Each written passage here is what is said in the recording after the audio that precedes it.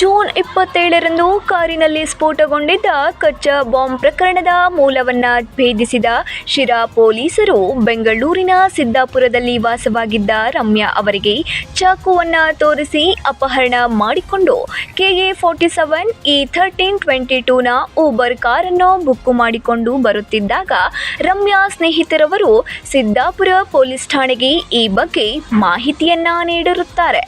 ಮಾಹಿತಿಯನ್ನ ಕಲೆ ಆಧರಿಸಿ ಪೊಲೀಸರು ಆರೋಪಿಗಳನ್ನ ಪತ್ತೆ ಹಚ್ಚುವಲ್ಲಿ ಯಶಸ್ವಿಯಾಗಿದ್ದಾರೆ. ಇವರು ಬ್ಯಾಂಗ್ಳೂರು ಜಯನಗರ ಏರಿಯಾದಿಂದ ಕ್ಯಾಬ್ ಬುಕ್ ಮಾಡಿಕೊಂಡು ಅಂಕೋಲಾ ಹೋಗ್ತಾ ಇರ್ತಾರೆ. ಅಂಕೋಲಾಗೆ ಕ್ಯಾಬ್ ಬುಕ್ ಮಾಡಿರ್ತಾರೆ. ಸೊ ಮಾರ್ಗ ಮಧ್ಯದಲ್ಲಿ ಇವರು ಜಗಳ ಮಾಡಿಕೊಂಡು ಈ ನಾಗೇಂದ್ರ ಅನ್ನೋರು ಈ ಹುಡುಗಿ ಮೇಲೆ ಚಾಕುವಿಂದ ಹಲ್ಲೆ ಮಾಡಿರ್ತಾರೆ.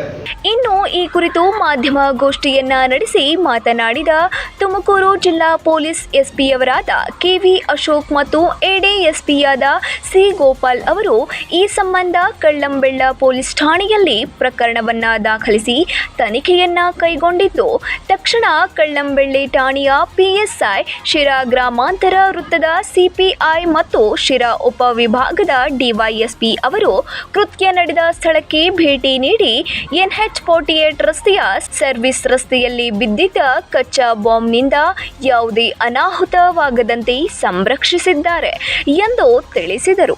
ಹುಡುಗಿ ಮೇಲೆ ಚಾಕುವಿಂದ ಹಲ್ಲೆ ಮಾಡಿರ್ತಾರೆ. ತಲೆ ಮೇಲೆ ಮತ್ತೆ ಎಡಗೈ ಮೇಲೆ, ಆರ್ಮ್ ಮೇಲೆ, ರೆಟ್ಟ ಮೇಲೆ ಚಾಕು ಏಟಾಗಿರುತ್ತೆ.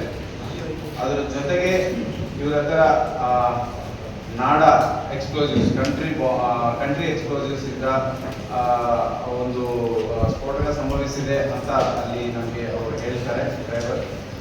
ಆಮೇಲೆ ಅವರು ಅಲ್ಲೇ ಪಕ್ಕದಲ್ಲಿ ಒಂದು ಕಡೆ ಈ ಕಂಟ್ರಿ ಎಕ್ಸ್ಪ್ಲೋಸಿವ್ಸ್ ಬಿದ್ದಿರೋದು ಜಾಗನೂ ತೋರಿಸ್ತಾರೆ.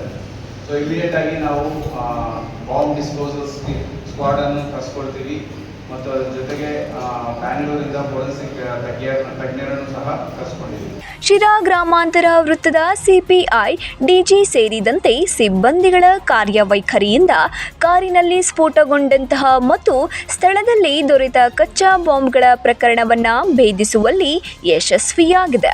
ವಿಶೇಷ ತಂಡದ ಕಾರ್ಯವನ್ನ ಪೊಲೀಸ್ ಅಧೀಕ್ಷಕರು, ಸಾರ್ವಜನಿಕರು ಶ್ಲಾಘನೆಯನ್ನ ವ್ಯಕ್ತಪಡಿಸಿದ್ದಾರೆ. Babu Khan, 9 live news, Tumakuru.